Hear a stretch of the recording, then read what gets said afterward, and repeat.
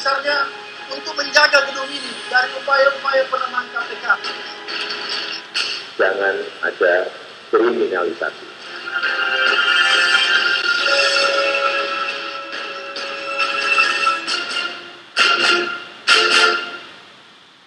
Pemirsa, situasi gesekan KPK dan Polri semakin panas bisa menyeret negara dalam ketidakpastian hukum. KPK yang mempunyai rakyat di belakang mereka, pimpinannya satu persatu mendapat masalah hukum yang disangkakan terjadi bertahun-tahun lalu. Kemudian muncul desakan agar Presiden menerbitkan Perpu Imunitas alias kekebalan hukum bagi pimpinan KPK. Disinilah polemik muncul karena hak imunitas bagi pimpinan KPK menimbulkan pro dan kontra. Kami akan membahasnya bersama dengan narasumber yang sudah hadir di sini. Selamat pagi Bapak-Bapak. Selamat pagi. Waalaikumsalam. Saya perkenalkan terlebih dahulu satu persatu dari sebelah kanan saya, Mas Arsul Sani, anggota Komisi 3 DPR RI, fraksi P3, dan juga ada Pak Alphonse Loimau, pengamat kepolisian, dan Mas Irman Putra Sidin, pakar hukum tata negara. Kita akan membahasnya, namun kami akan hadirkan dulu informasi pengantar untuk Anda.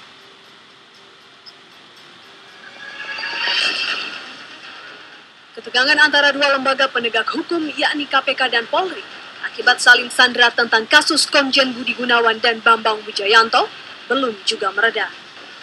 Mengundang sejumlah tokoh ke Istana Negara, Presiden Joko Widodo kembali menginstruksikan kepada jajaran penegak hukum untuk tidak ada kriminalisasi dan tetap menjaga kewibawaan penegak hukum. Bahkan secara khusus Presiden meminta KPK dan Polri tidak boleh bertindak semena-mena dengan mengatasnamakan hukum. Jangan ada kriminalisasi.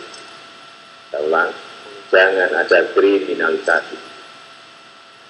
Dalam proses hukum yang terjadi pada personil KPK maupun Polri harus dibuat terang benderang, harus dibuat transparan. Proses hukumnya harus dibuat transparan.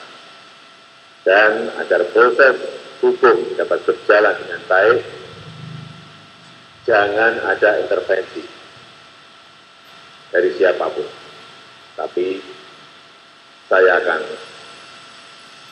tetap mengawasi dan mengawal. Biarkan KPK bekerja, biarkan Polri bekerja, dan semuanya tidak boleh merasa sok di atas hukum. Menanggapi derasnya dorongan dari sejumlah pihak agar Presiden mengeluarkan Perpu Imunitas terhadap Komisioner KPK, Joko Widodo hanya membalas dengan senyuman. Selama ini, hak imunitas baru dimiliki oleh Ombudsman dan DPR RI. Sementara itu, mantan Ketua Mahkamah Konstitusi Jimli Asidiki yang hadir dalam pertemuan di Istana Negara Minggu malam, meminta Polri dan KPK untuk tidak saling mencari-cari kesalahan. Jangan ada kriminalisasi terhadap kedua belah pihak. Jadi bisa saja orang memanfaatkan suasana kisruh ini nyari-nyari, gitu. Ya, kalau kita mencari-cari kesalahan orang, ada saja itu, tapi jangan suasana seperti ini dimanfaatkan untuk melakukan kriminalisasi yang justru mengerukkan suasana. Mantan Ketua KPK Bibit Samatrianto minta semua pihak menghormati proses hukum yang menjerat pimpinan KPK dan Polri. Bibit menilai kasus yang menimpa Bambang Wijayanto ini pernah ia alami bersama Chandra Hamzah tahun 2010 lalu. Kasus tersebut akhirnya diputihkan melalui mekanisme e-plenary. Saya dipanggil, saya datang, kemudian saya suruh wajib lapor, kemudian saya ditahan, saya ikut juga karena saya aparat penegak hukum, saya harus tunduk pada hukum itu sendiri. Ya, kalau hukum itu biarkan sesuai dengan aturan yang berlaku. Jadi aparat penegak hukum harus independen, nggak bisa diintervensi. Apakah itu polisi, apakah itu jaksa, atau KPK, nggak bisa diintervensi. Dan pimpinan yang ada di situ juga jangan mau diintervensi. Dua lembaga penegak hukum, KPK dan Polri, harus diselamatkan agar terlepas dari kepentingan kelompok tertentu. Tim Liputan Metro TV.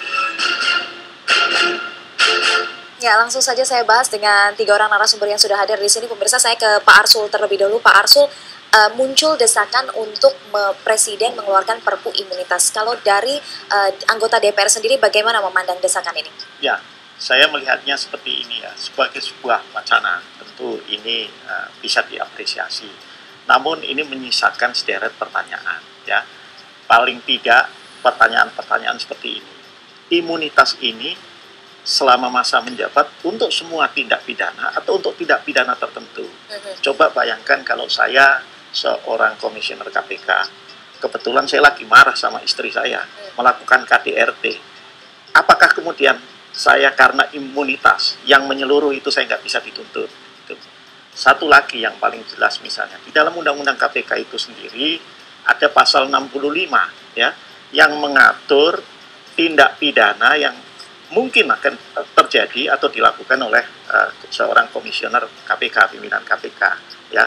Tindak pidananya itu antara lain misalnya melakukan hubungan dengan pihak lain, tidak harus dengan tersangka, terkait dengan penanganan korupsi yang sedang dilakukan oleh KPK dengan alasan apapun. Ini sudah merupakan pidana lah. Kalau ini terjadi ya, apakah ini juga harus diimpunitaskan gitu ya.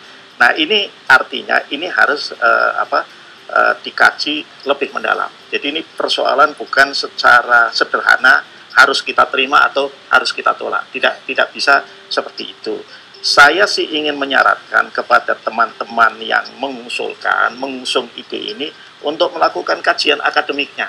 Semacam kayak naskah akademik ketika kita membahas sebuah rancangan undang-undang. Oke, saya ke Mas Irman terlebih dahulu. Anda melihat desakan ini muncul karena kekhawatiran kriminalisasi pimpinan KPK. Anda melihat ini bisa dimungkinkan atau tidak? Jadi begini, kita ini terbiasa sejak reformasi itu menciptakan atau membangun sebuah sistem dalam keadaan marah kita kan. Termasuk ketika tahun 99 dan 2002 kita marah sama korupsi, kita buatlah namanya Undang-Undang Pemberantasan Korupsi, termasuk lembaga Komisi Pemberantasan Korupsi itu. Dan ada biasa juga adalah kita membuat sebuah sistem karena kita pikir dalam sistem itu kawan-kawan kita nanti di situ. Ternyata yang kemudian hari, ternyata bukan kawan-kawan kita menyesal dengan sistem yang kita buat itu di situ. Nah, ini jangan sampai seperti itu ya. Dan kita harus berpikir tenang, jernih dalam membuat sebuah sistem. Termasuk misalnya kalau kita berpikir untuk melakukan imunisasi terhadap sebuah lembaga negara. Cukup anak balita aja kita imunisasi, kan kira-kira begitu. Bahaya, kenapa? Kalau misalnya lembaga-lembaga penegakan hukum pidana diberikan imunitas, ini berbahaya ya. Karena apa? Lembaga penegakan hukum pidana ini adalah lembaga yang diberikan otoritas untuk mencabut hak fundamental yang dimiliki oleh warga negara. Salah satunya adalah kebebasan dari warga negara itu di situ. Yang namanya kebebasan ini dalam konsep negara konstitusional itu sejak zaman dahulu, mulai dari Eropa sampai kampung saya di Wajo sana ada namanya Maradeka atau Wajoe, bahwa manusia itu punya kebebasan sejak dalam kandungan, negara tidak boleh merampasnya. Kira-kira begitu. Ya. Jadi begitu marwah kebebasan itu begitu tinggi, sehingga dalam postulat konstitusi yang sering saya bangun bahwa ketika negara ingin diberikan otoritas mencabut hak dan kebebasan warga negara, maka negara itu harus dipersulit. Gitu. Namun ketika negara itu harus bertugas untuk melakukan pemenuhan hak dan kebebasan warga negara, maka negara itu harus dipermudah di situ. Nah, dalam konteks itulah yang namanya fungsi-fungsi pemidanaan dalam frame konstitusi yang besar itu tidak boleh dilekatkan hak-hak subjektif untuk saya mau tangkap Pak Frans. Kenapa? Karena saya khawatir aja. Itu nggak boleh seperti itu. Tapi itu kenyataannya berlaku dalam hukum pidana kita yang warisan Belanda sana itu. Nah sekarang itu terlalu banyak dalam hukum pidana kita itu memberikan otoritas subjektif kepada negara di situ. Jadi penegak hukum pidana itu kita berikan legalitas, bingkai legalitas untuk dia pasif dan malas-malasan di situ. Malas-malasan ya udah di kantor aja dia. Makanya ada namanya upaya paksa. Saya panggil Anda tidak datang. Pertama, kedua, ketiga. Padahal ini dalam konsep konstitusi yang besar nggak bisa begitu. Gitu. Anda harus aktif di situ. Kalau dia tidak mau datang, datangin di situ. Tapi karena paradigma bernegara kita pasif di situ, udah datang di sini, kami butuh Anda di situ. Itu tidak seperti itu. Apalagi sekarang mau ditambah lagi namanya kekebalan itu, ya. Mau diberikan kekebalan. Salah satu contoh tadi Bang Asrul sebut itu, ya bahaya kalau diberikan kekebalan seperti itu. Nah ini bisa mengganggu efektivitas namanya pemerintahan di situ. yang namanya dalam konsep bernegara, yang utama itu pemerintahan. Makanya yang namanya fungsi pembinaan itu adalah ultimum remedium. Paling belakang dia ini dalam fungsi bernegara di situ. Bukan ini yang paling utama, tapi fungsi pemerintahan di situ. Oke. Nah, kalau misalnya ini diberikan begitu imunisasi lembaga KPK ini, ya diberikan apa, dan kemudian polisi pasti nuntut juga dong. Dia bilang polisi imunitas juga. Iya, polisi tugas saya itu banyak sekali, bukan hanya korupsi. Mulai dari nipu-nipu perempuan, itu apa, nipu-nipu orang, janji-janji kawin. Saya juga tugas saya itu, saya juga butuh pengamanan juga di situ. Nah, diminta juga, jaksa juga diminta, gitu. Terus presiden bilang, saya aja nggak punya imunitas. Gitu. Jangan-jangan kamu tangkap nanti saya ini semua di sini, dan kasus-kasus apa di situ. Akan ada banyak masalah ya. Padahal kata presiden, tugas saya ini yang paling utama ini. Mengawal bagaimana Vina bisa siaran setiap hari, ya, bisa menjemput anak setiap hari, bisa aman di jalanan. Tugas saya itu melakukan pemenuhan sandang makan papannya. Kalian minta imunitas semua, saya ini apa ini, gitu. Nah, tapi kalau Pak Alfons, Anda sendiri kita semua sudah dengar ya bagaimana Presiden mengungkapkan dalam jumpa pers tadi malam, mengatakan jangan saling merasa lebih tinggi, kemudian juga yang penting jangan ada kriminalisasi. Nah, kata ini sudah keluar, apakah kemudian sudah tercium secara jelas dan itu ditangkap oleh Presiden ada nuansa kriminalisasi yang begitu kental? Menurut saya kita perlu kembali untuk kalau bikin skripsi itu perumusan masalah. Kriminalisasi ini apa sih sebenarnya? Sederhananya, tidak ada pasal pidana, tidak ada perbuatan melawan hukum, terus direka-reka seolah-olah ada perbuatan melawan hukum atau ada tindak pidana. Nah, persoalannya sederhana, KPK maupun polisi. Di polisi ada rekening gendut katanya. Nah, rekening gendut ini asal dari mana? Gratifikasi katanya. Gratifikasi siapa yang memberi, siapa yang menerima? Buktikan dahulu itu. Sebab kalau gratifikasi dan suap ini, pemberi dan penerima itu dua-dua jadi tersangka. Harus jelas. Jadi apakah itu ada pemberian dan penerimaan itu sebagai sebuah tindak pidana? Pembuktiannya harus jelas. Predikat crime-nya. Di KPK ada putusan Pengadilan Negeri Jakarta Pusat bahwa seseorang memberikan keterangan di bawah sumpah di Mahkamah Konstitusi, ternyata itu salah karena palsu keterangannya. Dipidana 5 bulan. Dan keterangan di depan persidangan, fakta persidangan, saya diajar, saya dilatih oleh seseorang untuk memberikan keterangan palsu ini. Pertanyaan sederhana, orang memberikan keterangan palsu dipidana, berkekuatan tetap, tidak banding. Yang mengajar, melatih itu apa namanya?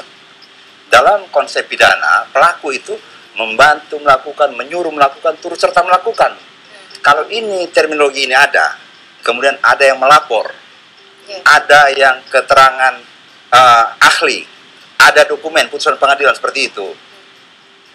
Alat bukti untuk merumuskan sebuah tindak pidana terlalu sederhana, nggak usah kita belajar hukum. Pak Alfons, tapi kemudian bahwa kasusnya ini sudah lama, kemudian diperkarakan sekarang, itu ada kejanggalan atau itu sesuatu yang wajar sebenarnya? Soal waktu dikenal dalam tempus delicti. Ini ada masa kadaluarsa. Undang-undang mengatur kadaluarsanya berapa tahun. Nah, mau lama dan cepatnya tergantung penyidik punya prioritas penanganan perkara, karena perkara di negeri ini begitu banyak. Sekarang masalahnya apakah ada pembiaran atau ada unsur pembenar bahwa perbuatan serupa itu adalah, karena ini soal lucu-lucu dan ringan, biarkan saja walaupun ada perbuatan pidana. Ini persoalan seperti itu, sikap-sikap dalam menentukan langkah-langkah penegakan hukum. Soal momentum atau waktu kemudian diperkarakannya ini menjadi tanda tanya, karena kok waktunya bertepatan sekali setelah penetapan tersangka Budi Gunawan, lalu kemudian juga muncul upaya seperti yang berkembang di masyarakat adalah kriminalisasi memperkarakan pimpinan KPK. Nah, ini kemudian harus dijawab untuk meyakinkan kepada masyarakat bahwa ini adalah bukan bentuk kriminalisasi, gitu ya. Nanti kita akan bahas lagi setelah jeda berikut ini. Pemirsa, kami harus jeda, tetaplah bersama kami. Bincang Pagi akan segera kembali.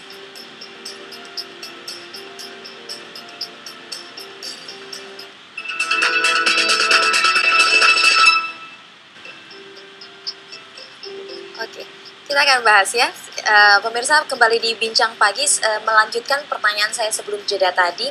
Banyak pertanyaan mengapa momentumnya sekarang. Sepertinya tepat sekali begitu, dan kemudian memunculkan pikiran di masyarakat bahwa ya ini kriminalisasi pimpinan KPK.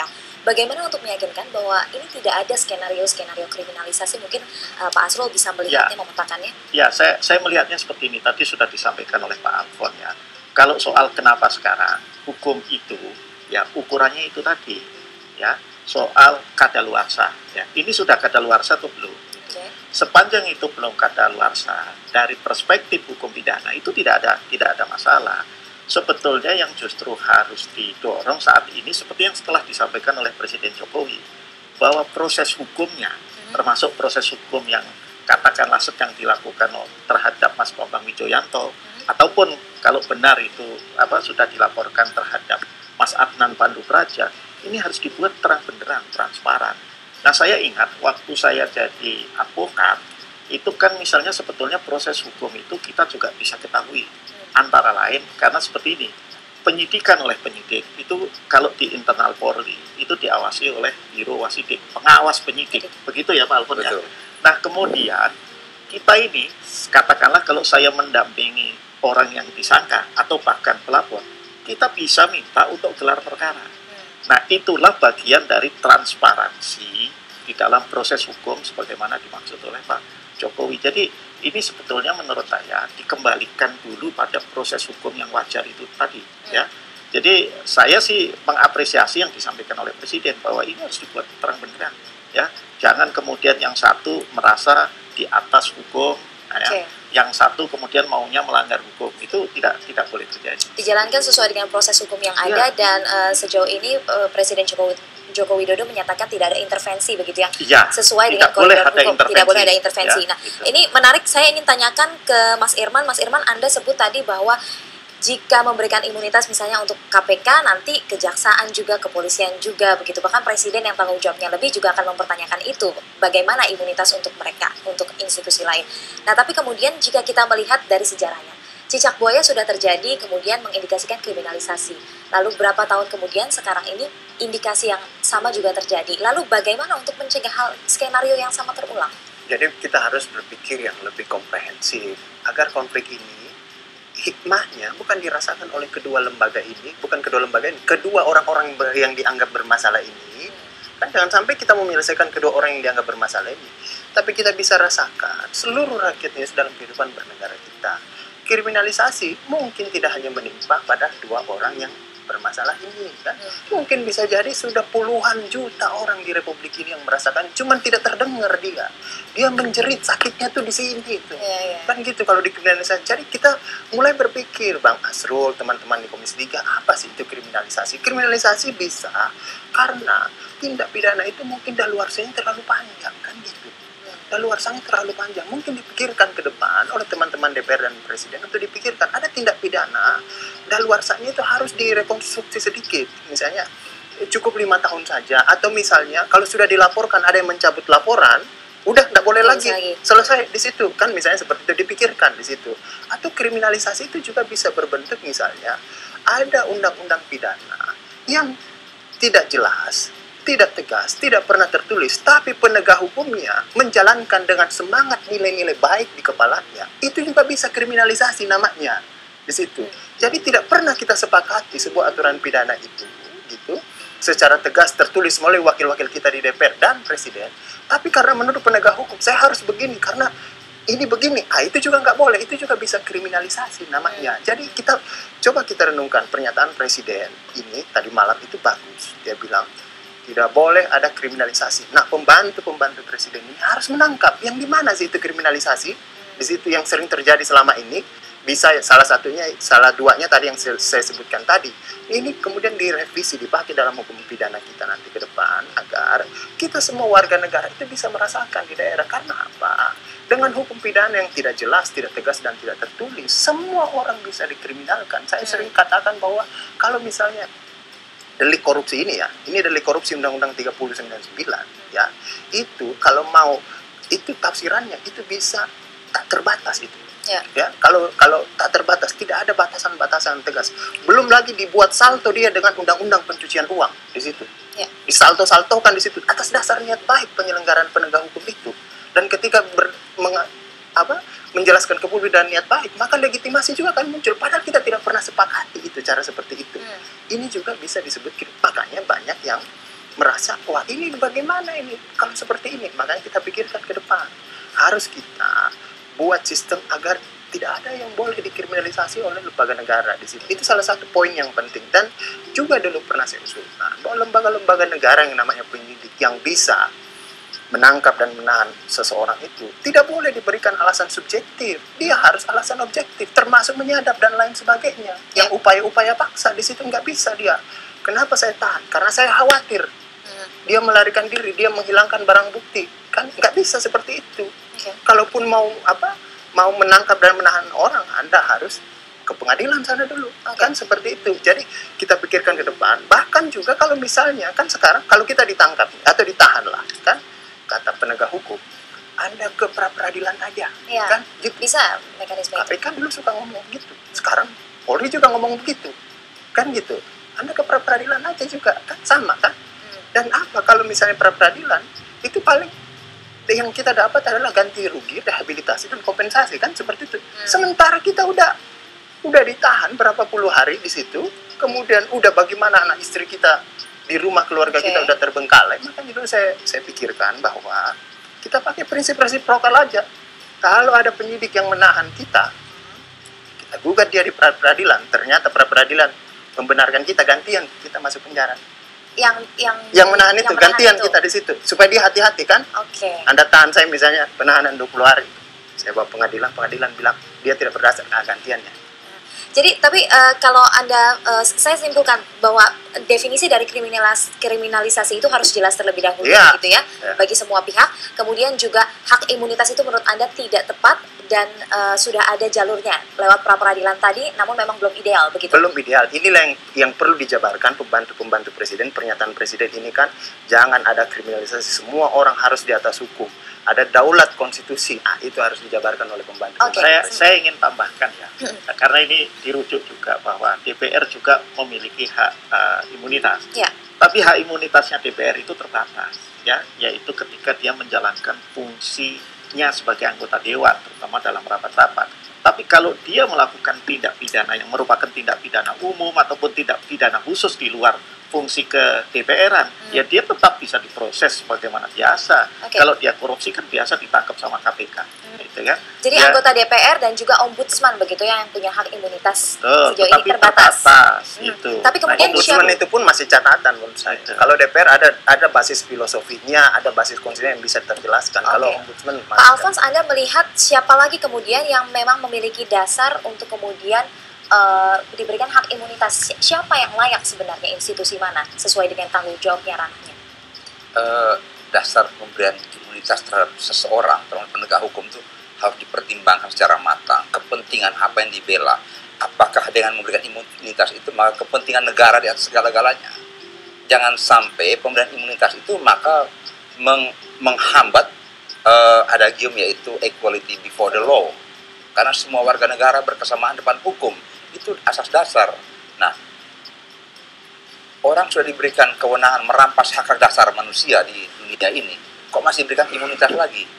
Nah, ini bisa jadi lembaga yang menyamai kemahakuasaan. Bisa terjadi seperti taruhlah kemarin kita lihat ada sebuah ketua partai yang dipersangkakan melakukan tindak pidana korupsi, tetapi persoalan diangkat wanita lagi ditangkap di hotel, wanita ini terima duit dan sebagainya. Anatomi persoalan sebenarnya suap dari seorang pengusaha kepada seorang calo. Tetapi suap ini tidak terangkat, malah negara tidak dirugikan 0 rupiah, terima pun 0 rupiah. Nyatanya lembaga yang meminta imunitas hari ini yang diusulkan itu telah melakukan malpraktik untuk menafsirkan hukum. Sedangkan kriminalisasi yang kita omong tadi sebenarnya bagaimana para penegak hukum itu mengumpulkan alat bukti, menafsirkan alat bukti sehingga mempersangkakan seseorang. Nah, status tersangka ini kadang-kadang terkatung-katung bertahun-tahun tanpa ada kejelasan kepastian hukum. Secara psikologis, secara sosiologis orang dirugikan. Tetapi bisa terjadi, belum tentu dia menjadi seorang yang bisa dipersalahkan secara hukum. Oke, kita harus tahan dulu, kita akan bahas lagi setelah jeda berikut ini. Pemirsa tetaplah bersama kami di Bincang Pagi.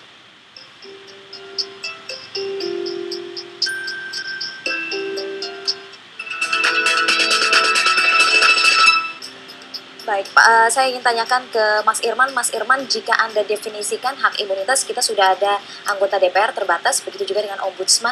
Anda melihat bahwa ini kemudian tidak ada lagi penegak hukum yang menurut Anda layak mendapatkan hak imunitas atau institusi manapun yang mendapatkan hak imunitas? Jangan cukup sampai di DPR saja. Ombudsman pun kalau saya belum terlalu sepakat di situ ombudsman dasar untuk mendapatkan imunitas. Oke. Ya. Kenapa Anda tidak sepakat ada lagi yang diberikan? Makanya saya juga belum tahu apa dasar filosofinya ombudsman dapat imunitas. Tapi kalau DPR, ya jelas dasar filosofinya. Dia elected langsung oleh rakyat, kata rakyat, Bang Asrul, saya pilih Anda wakil rakyat ya, soalnya saya pekerjaan sehari-hari tidak bisa ngontrol presiden, tidak bisa mikirin teman-teman semua. Saya berikan tugas 24 jam selama 5 tahun, Bang Asrul, untuk mikirin kami semua rakyat di situ. Gitu. Pokoknya tenang aja. Pekerjaannya adalah mendengar, membaca, menulis. Itu mikirin kami semua di situ. Nah, tenang aja hidupnya, jangan takut ditangkap dia dalam menjalankan tugas itu. Saya lekatkan langsung oleh konstitusi imunitas itu, langsung oleh konstitusi DPR itu. Di situ seluruh rakyat sepakat seperti itu. Karena tugasnya adalah menjalankan aspirasi kita, daulat rakyat itu dia pegang di situ. Okay. Nah, kalau yang lain-lain ini fungsi-fungsi yang masih tidak dibanding dengan fungsi daulat rakyat, ya ini masih fungsi-fungsi yang levelnya masih apalagi fungsi pidana itu ultimum remedium, paling belakang itu. Nah, kalaupun mau minta imunitas presiden pun itu juga mau minta sebenarnya gitu. Saya ini penanggung jawab pemenuhan hak kalian 250 juta di situ. Tiap hari Anda tuntut saya, mana minyak, BBM murah, apa dan lain sebagainya. Saya juga butuh imunitas, tapi ternyata kita tidak berikan dia pada tingkat konstitusi. Cuman kita berikan dia hak privilege, bahwa Pak Presiden begini aja. Kalau Bapak punya masalah, itu polisi-polisi tidak bisa langsung nangkap Bapak, atau KPK tidak bisa langsung periksa Bapak begitu saja. Tapi yang periksa Bapak itu semua adalah wakil-wakil kami di DPR langsung. Daulat rakyat yang bergerak dalam proses pidana itu. Makanya DPR diberikan interpelasi, angket, dan menyatakan pendapat. Ini fungsi-fungsi pemidanaan yang langsung dipegang oleh rakyat, khusus untuk 2 warga negara itu. Ini pun bukan imunitas namanya, ini hak privilege, ya. Hak privilege yang diberikan kepada 2 warga negara itu. Jadi jangan kita imunisasi lagi lembaga-lembaga negara. Mas Irman, tapi begini, kemudian muncul desakan untuk Perpu imunitas ini karena kekhawatiran bahwa KPK ini kemudian dilemahkan, begitu. Pendapat Anda bagaimana? Jadi kalau kita memunculkan itu sama dengan kita mau membangkitkan mumi Fir'aun itu, kita transplantasikan dalam tubuh lembaga bernama KPK itu di situ. Jadi the king can do no wrong di situ. Bahaya itu kalau jadi kita mendewakan. Iya, seperti itu. Tidak boleh dipersalahkan dan lain sebagainya, bahaya di situ seperti itu. Dan akan menyesal nantinya. Ternyata pimpinan KPK itu bukan kawan-kawan kita di situ. Dan dia beringas di situ. Nyadap kiri kanan, nangkap kiri kanan. Baik. Gitu, dipakai alat politik kiri kanan di situ, baru kemudian menyesal rame-rame ke Mahkamah Konstitusi lagi. Tolong dong, ini makanya dalam pembuatan sebuah sistem jangan dalam keadaan marah, jangan karena dia berpikir pimpinan lembaganya kawan kita, wah itu berbahaya. Karena suatu saat bukan kawan kita atau bukan apa, menyesal kita di kemudian hari. Pak Arso mungkin bisa share sedikit soal hak imunitas yang dimiliki oleh anggota DPR, walaupun terbatas begitu ya. Apakah Anda sendiri sudah pernah menggunakan hak ini atau rekan-rekan Anda di DPR? Ya, saya kira begini, hak imunitas itu kan artinya kalau saya melakukan sesuatu, saya menyatakan sesuatu, saya tidak bisa dituntut, ya. Tetapi terbatasnya adalah itu yang berkenaan dengan tugas-tugas keparlemenan. Saya menyatakan statement yang keras di dalam satu rapat di DPR gitu, atau saya bahkan di luar rapat pun, tapi yang terkait dengan fungsi saya sebagai wakil rakyat, dengan kewajiban saya untuk melaksanakan fungsi keparlemenan, itu tidak bisa. Tetapi itu tadi, kalau saya terima suap, tertangkap tangan, itu nggak berlaku hak imunitas, ya. Saya katakanlah melakukan KDRT terhadap istri saya, tidak berlaku itu hak imunitas. Dia tetap bisa diproses hukum sebagaimana warga negara lainnya. Makanya itulah yang tadi saya katakan, kajian akademiknya, dasar filosofinya, kalau pinjam bahasanya Pak Irman tadi, ini harus dikemukakan lebih dahulu. Jangan hanya karena katakanlah kita punya persepsi bahwa ini ada ancaman terhadap pemberantasan korupsi, dan kemudian harus diberikan kepada pemberantas korupsinya itu imunitas. Saya kira tidak bisa sesimpel itu. Pak Alfons, muncul persepsi di publik bahwa yang mungkin seolah-olah mendewakan begitu ya, atau mendukung, mensupport penuh KPK, namun tidak hal yang sama dukungan terhadap kepolisian. Mungkin ada kekecewaan satu dan lain sebagainya dari kisah-kisah yang lama gitu, pengalaman yang lama. Namun seruan Presiden juga mau menguatkan dua institusi ini. Apa kemudian yang bisa kita tangkap pelajaran dari apa yang sudah terjadi ini? Yang bisa kita tangkap yaitu institusi ini, baik KPK maupun kepolisian dan berbagai institusi lain sebagai penegak hukum, adalah institusi yang secara undang-undang diberikan amanat untuk menegakkan hukum. Operatornya, oknum-oknumnya itu dalam menegakkan hukum harus mengacu kepada peraturan perundang-undangan dan taat asas, sehingga dalam menegakkan hukum jangan sampai melanggar hukum sendiri. Nah, dengan demikian penguatan KPK maupun penguatan polisi ini memang karena diperlukan dalam rangka hukum itu ditegakkan. Kalau seperti sekarang, kalau dikatakan ada upaya pelemahan terhadap upaya pemberantasan korupsi, ini juga tidak sepenuhnya benar. Karena apabila komisioner ini punya tindakan-tindakan yang sebelum jadi komisioner dapat dipersangkakan sebagai sebuah tindak pidana, terus dipersoalkan, jangan ditafsirkan sebagai melemahkan KPK, karena dia juga manusia biasa yang harus dikritisi dan harus diperlakukan secara adil di depan hukum. Demikian juga anggota kepolisian. Dua-dua penegak hukum yang memang diperlukan dalam